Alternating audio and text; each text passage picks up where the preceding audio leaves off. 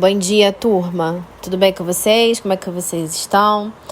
Na nossa aula aí de hoje, nós vamos continuar falando, abordando aí sobre a dinâmica de formação da superfície terrestre.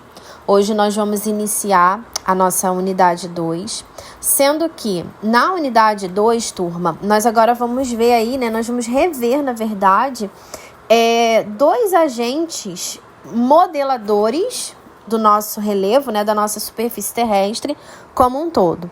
Nós temos os agentes externos e também vamos ver os agentes internos, Vamos ver aí a atuação de cada um deles na superfície terrestre, como eles vão ajudar na construção do relevo, como eles vão ajudar aí numa nova configuração, num novo formato de relevo da nossa superfície terrestre, levando, em conta a dinâmica da estrutura da Terra, a dinâmica da deriva continental, das placas tectônicas e dos três tipos de rocha que nós temos, que nós vimos na unidade 1.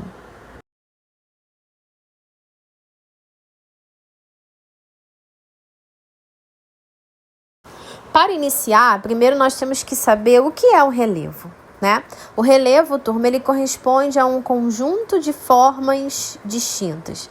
Toda a superfície terrestre, em todas as áreas, não só a parte continental, mas também a parte oceânica, ela possui, ela é constituída por um determinado relevo, por um conjunto de relevos, que é um conjunto aí, de diferentes formas distintas que estão dispostas, sobre a superfície terrestre, que foram formadas durante um determinado período, que foram formadas durante um determinado tempo e que constantemente vão sofrer com as intensas manifestações da natureza, com os intensos agentes que a superfície terrestre possui.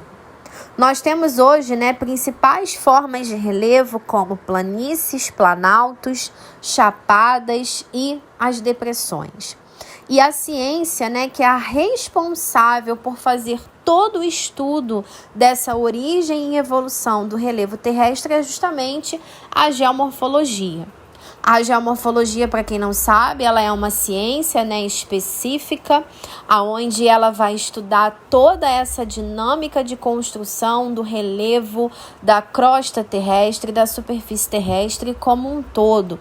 Ela vai analisar toda a morfologia que nós temos, na nossa superfície, como que os diversos fatores geográficos vão impactar, vão ser determinantes na formação, na composição, e na manutenção da nossa superfície terrestre.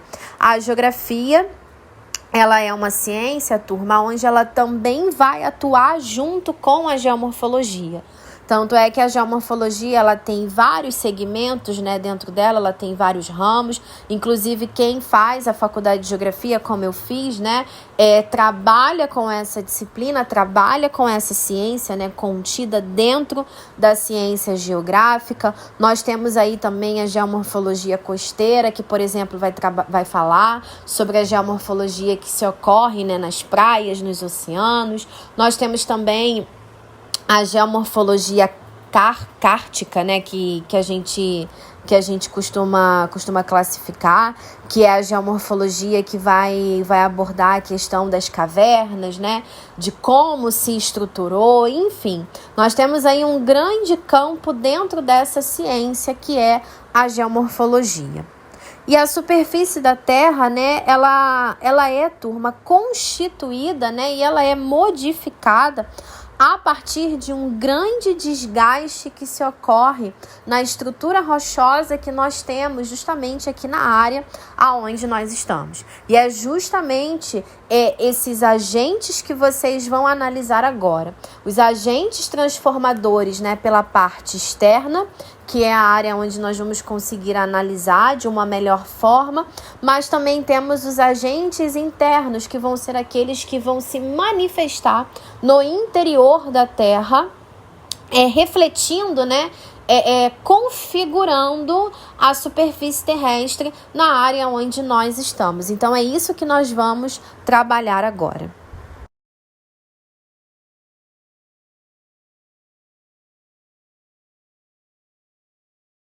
A primeira parte, turma, que será abordada será a parte dos agentes exógenos ou então dos agentes externos. Os agentes externos, turma, o próprio nome já diz, né? Externo, tá justamente nessa parte de fora da superfície terrestre. São os agentes que vão atuar na parte onde nós estamos localizados neste exato momento.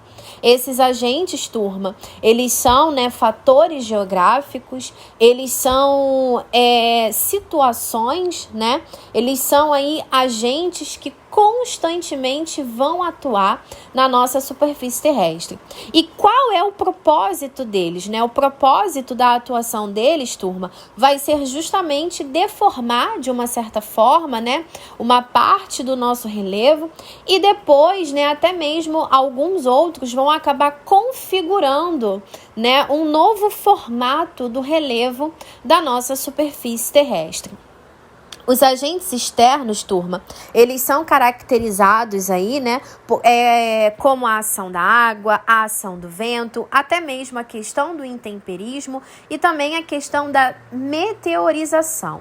Mas o que é mais abordado dentro desses agentes externos é justamente a questão dos processos erosivos e dos processos de intemperismo, aonde esses processos, né, como eu falei, eles têm como uma finalidade modelar a paisagem, né, modelar o relevo terrestre que nós já temos, dando um desgaste, né, removendo e transportando os sedimentos que estão localizados nessas áreas.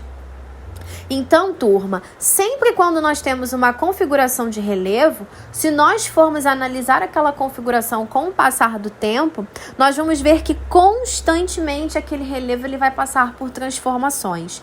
Não só por uma possível transformação interna, que nós ainda vamos abordar, mas principalmente por uma transformação externa, né? Por um processo erosivo, porque os agentes externos, né, eles são classificados entre o processo de erosão e o processo de intemperismo, né? Aonde ambos vão ser aí responsáveis por transformar, né, por modificar, por dar aí uma nova aparência no nosso relevo da superfície terrestre. E de antemão eu já aviso a vocês que toda a área da Terra sofre com esses dois processos. Tanto o processo de erosão quanto o processo de intemperismo. Todo o nosso relevo sofre com esses dois agentes, né? Com esses dois processos de agentes externos que nós costumamos classificar.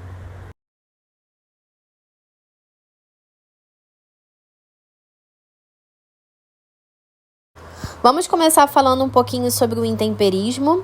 O intemperismo, né, ele é o processo de alteração tanto na parte física e química das rochas e dos seus minerais. Ele trata-se de um importante agente externo no processo de formação de solos e ele também é um modelador da superfície terrestre, né, do relevo terrestre. Não podemos esquecer que nós também temos o intemperismo biológico.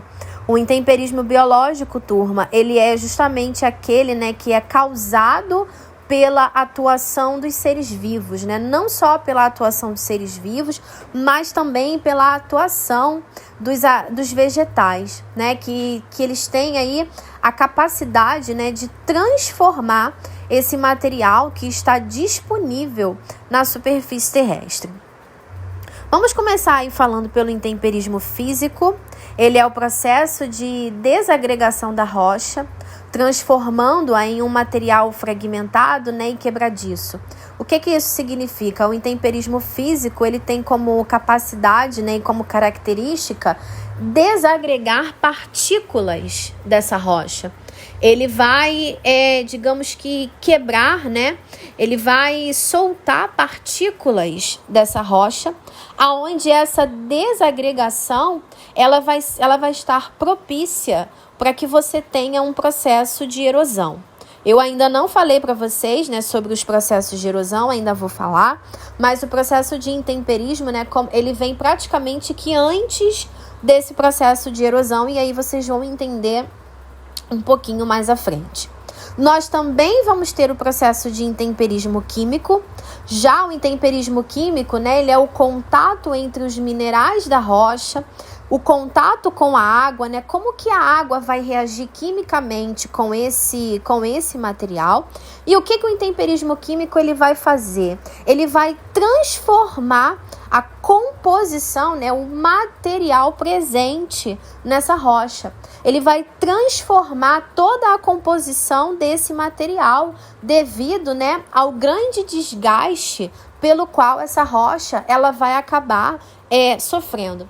Então, ao mesmo tempo, turma, que uma rocha ela pode sofrer com intemperismo físico, que é a desagregação dela, né, que é o soltar de partículas dessa rocha para serem transportadas, esse mesmo material ele também pode sofrer com intemperismo químico, aonde os seus constituintes químicos, né, onde os seus elementos químicos dessa rocha, eles vão sofrer impactos em relação à água e que isso vai gerar, né, uma composição química completamente diferente. E além disso, nós temos aí o intemperismo biológico, né, como eu já até citei um pouquinho antes, que ele vai falar sobre a ação dos vegetais e dos seres vivos que vão fornecer a matéria orgânica necessária à decomposição das rochas, né? Ou seja, tanto os vegetais, né, quanto os seres vivos, eles também vão poder causar esse tipo de transformação numa parte da superfície terrestre.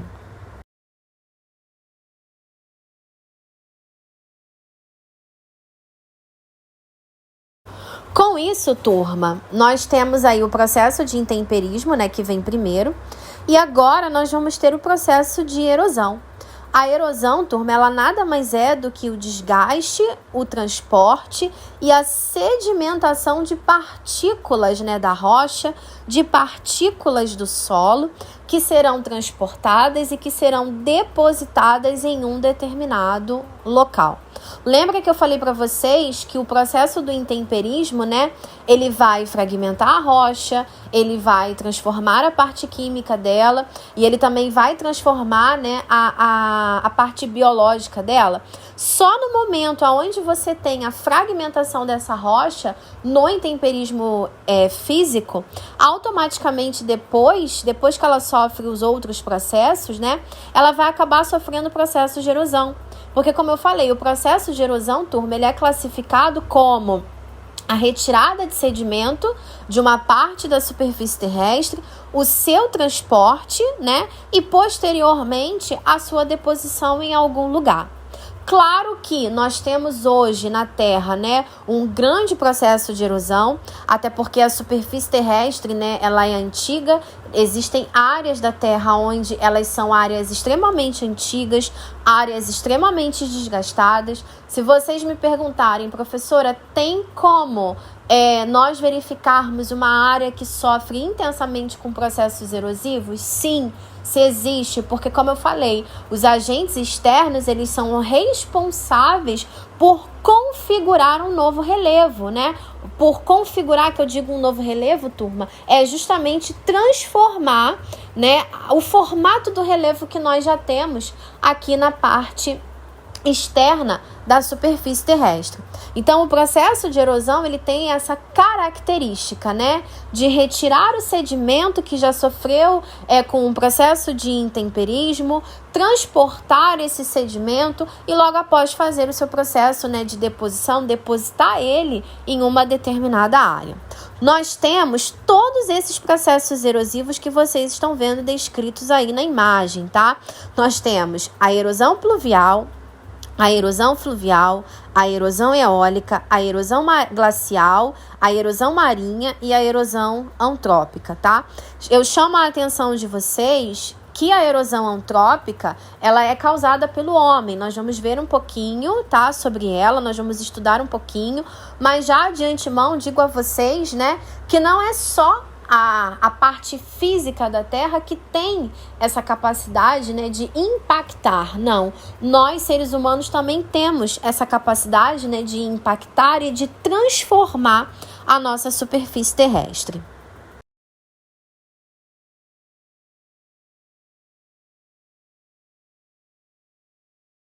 Vamos começar aí falando sobre a erosão pluvial. A erosão pluvial, turma, ela é aquela, causada, ocorrida através da chuva, tá? Ela é a erosão, causada pela chuva. Como que essa erosão, ela se forma? Vocês estão vendo aí do lado direito de vocês essa imagem, que vai mostrar um deslizamento de terra. Eu quero que vocês prestem atenção, que no meio da vegetação, você tem uma área aí que sofreu com um processo de erosão pluvial, aonde você não tinha mais a presença, dessa vegetação. Por que é característico, de perceber que você não tinha mais a presença dessa vegetação? Porque, turma, a vegetação, ela tem um papel extremamente importante, aonde ela vai evitar, o processo de erosão. O que isso significa? A vegetação, ela tem como capacidade proteger o solo. Ela tem como capacidade proteger as partículas de solo e também proteger a rocha, para que ela não venha a ser erodida, para que ela não venha a sofrer com esse processo de erosão, com um determinado processo de erosão. E a partir do momento que você tem o desmatamento, a partir do momento que você tem a retirada de vegetação de uma determinada área, como por exemplo essa, você acaba tendo um solo exposto e você também acaba tendo uma rocha exposta. Claro, que isso também vai ser levado em consideração o nível topográfico do lugar que você tem, ou seja, a inclinação dessa rocha, a altura que ela tem, e o material presente ali naquele lugar. Mas é importante, turma, ressaltar para vocês que a vegetação, ela vai interceptar todos esses fatores. Então, ela tem esse papel importante, aonde num momento de chuva, por exemplo, ela consegue conter 50% da água da chuva. O que isso significa? Isso significa que 50% de água será absorvido por essa vegetação. E a partir do momento que é absorvido, a água que chega no solo, a água que chega nessa rocha para ser infiltrada, ela vai chegar em uma menor quantidade, ela vai chegar só nos outros restantes, nos outros 50%. Então, não vai provocar esse processo de erosão, não vai provocar esse deslizamento de terra, como vocês estão vendo aí nessa imagem. Hoje, infelizmente, a gente vê aí na televisão os deslizamentos de terra, os desmoronamentos de terra, principalmente quando você tem um período de chuva, justamente por conta disso. Isso é causado por um processo de erosão pluvial, aonde as pessoas ali daquela área, elas tiveram que retirar, elas desmataram a sua vegetação local, justamente para que elas pudessem construir casas, como vocês estão vendo essas casas aí embaixo, nessa mesma imagem. E isso, turma, é extremamente perigoso, porque você não sabe, se aquela área realmente é propícia para a construção de uma casa. Eu já digo para vocês de antemão que essas áreas de encostas instáveis, que a gente costuma classificar e que nós temos aqui no Brasil, essas áreas não são favoráveis para a existência de casas, tá? Para a construção de casas. E também não é favorável a retirada dessa vegetação, justamente por conta disso, porque quando você tem esse processo de erosão, você tem um encharcamento desse solo a ponto de que a altura dessa rocha, a altura desse relevo vai impactar nesse processo de desmoronamento desses sedimentos, causando os inúmeros problemas que nós vemos aí quando se ocorre os deslizamentos de terra. Então, essa é a principal característica aí do processo de erosão pluvial. Ela é causada, pela chuva, pela intensa quantidade aí de chuva e pela retirada da vegetação local de um determinado lugar.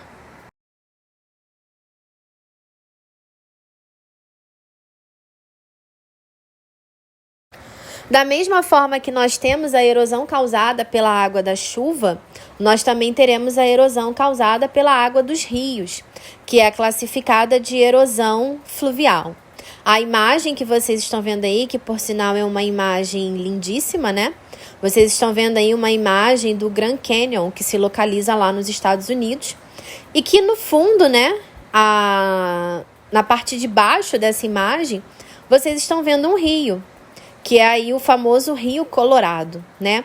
Lá no local onde está localizado aí esse Grand Canyon. Vocês podem reparar que toda essa constituição aí de relevo, né, essa cadeia rochosa que vocês estão vendo aí, turma, toda ela foi erodida a partir do processo de erosão fluvial, aonde a água do rio, ela também vai retirando os sedimentos, né, presentes nas rochas, presentes aí nesse relevo, e a partir do momento que essa água ela vai retirando os seus sedimentos, ela também vai ter a capacidade de transportar e de depositar esse sedimento em um local. Da mesma forma que a vegetação é importante na erosão pluvial, né, a erosão fluvial ela também tem a importância da vegetação atuando nessa área. Por quê? Porque quando você tem uma vegetação na borda, né, desses rios, ela vai impedir que a água chegue com tanto impacto naquele solo e naquela rocha, retirando material, né, retirando sedimento desse local. Qual é o problema hoje da erosão fluvial? O problema, turma, é que hoje nós temos, né, o famoso assoreamento dos rios. O que é isso? É quando você tem uma grande deposição de sedimentos no leito dos rios, né, ou seja, no fundo dos rios, aonde essa quantidade de sedimentos, em alguns casos, ela consegue ser maior do que a presença de água. E aí você vai ter, né, um impedimento no curso de água daquele rio. O que futuramente, né, pode causar aí até uma extinção de um determinado rio, né, de uma determinada parte aí de algum rio, justamente porque devido ao grande processo de erosão fluvial. Isso quando você não tem a presença de vegetação, como por exemplo, vocês podem reparar aí que praticamente, né, você não tem muito a presença de vegetação nessa área e que constantemente, né, você tem uma diminuição do volume de água do rio por conta desse processo de assoreamento e consequentemente, né, você também vai ter aí uma modificação desse relevo que fica às margens deste determinado rio.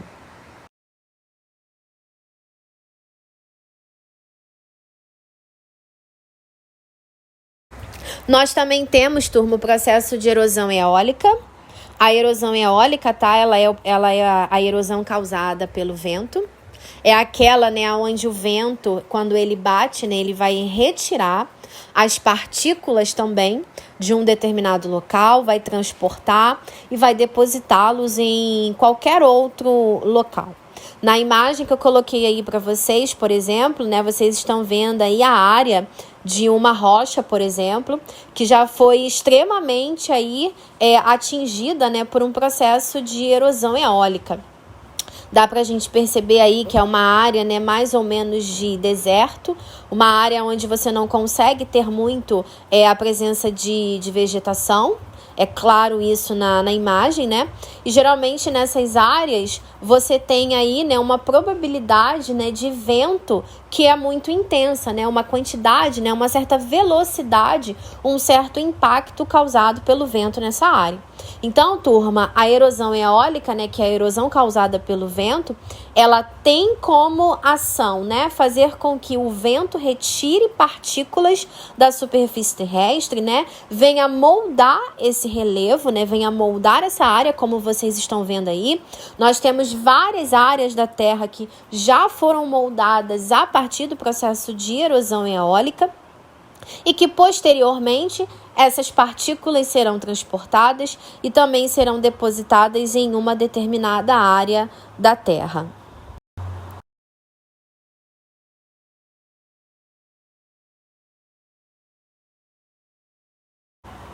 Agora, turma, nós estamos vendo aí a erosão marinha causada pelo mar.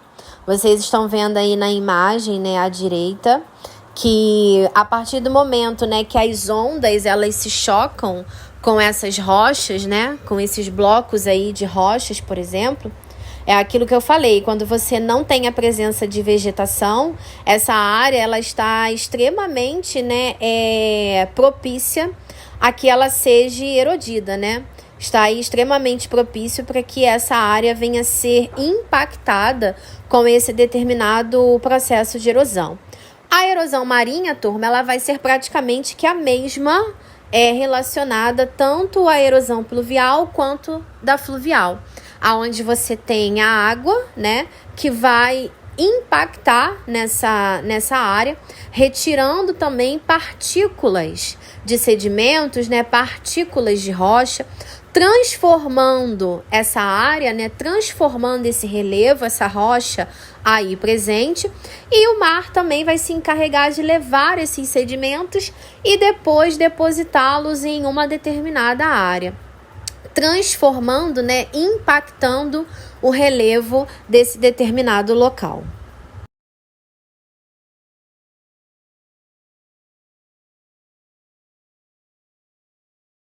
Também temos a atuação, turma, da erosão glacial.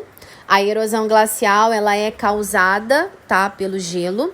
Vocês podem olhar nessa imagem que eu coloquei aí para vocês. Inclusive, eu chamo a atenção de vocês, né?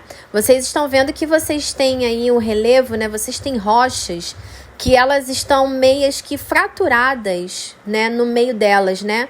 Por entre elas. Vocês veem aí algumas brechas de fratura, né? Na verdade, o processo de erosão eólica, ele vai ficar caracterizado, né, como a área onde você tem o derretimento de gelo.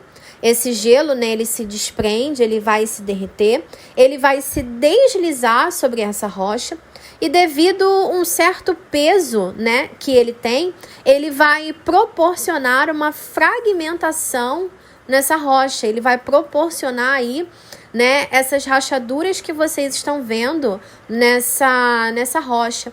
E também tem, né, como finalidade transportar os sedimentos e depositar esses sedimentos em um determinado local. Mas a erosão glacial, ela só vai ocorrer, né, nas áreas onde você tem aí as camadas de gelo da superfície terrestre.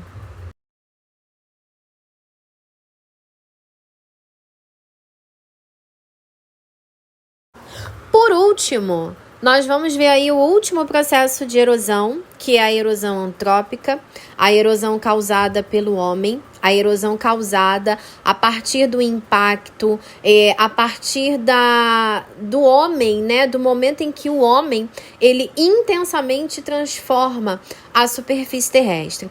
Como vocês podem reparar na imagem que eu coloquei aí, ó, vocês estão vendo uma área que já sofreu, né, com um certo processo de erosão, consequentemente aí um processo de erosão pluvial e de repente até mesmo, né, um processo de erosão eólica, mas que também pode sofrer com um processo de erosão antrópica, aonde o homem ele vai degradar essa área justamente para que ele possa utilizar, né, dessa área, justamente para que ele possa utilizar uma parte da superfície terrestre da melhor forma possível para ele. Só que em muitos casos, o que não sabemos, né, ou quando somos leigos no assunto, é que infelizmente, devido a todo esse desenvolvimento, né, devido a toda a forma que o homem hoje em dia possui, né, a forma pela qual ele leva a sua vida na Terra, hoje, infelizmente, ele causa também esse processo de erosão. Eu poderia dizer para vocês aqui, turma, que, por exemplo, quando você tem um processo de deslizamento de terra, como eu mostrei lá no primeiro processo de erosão, na verdade você não tem só uma erosão causada pela chuva. Você também tem um processo de erosão causado pelo homem. Por quê? Porque ele impactou aquele lugar ali também. Você também tem aí, né, outros processos, né, de erosão pelos quais o homem, em muitos casos, ele também acaba atuando. Ainda que de repente possa ser em uma menor intensidade, mas claro que ele também vai interferir nesse processo de erosão. E eu chamo a atenção de vocês por uma coisa. A natureza, né, quando ela faz esses processos de transformação, quando ela ocasiona, né, quando ela faz, né, quando ela processa toda essa transformação, turma, ela consegue se readaptar àquilo que ela está fazendo. O homem, nós seres humanos, em muitos casos, nós não conseguimos nos adaptar. Mas a natureza, turma, em si, ela consegue sim se adaptar a essas diversas transformações que ela causa para ela própria.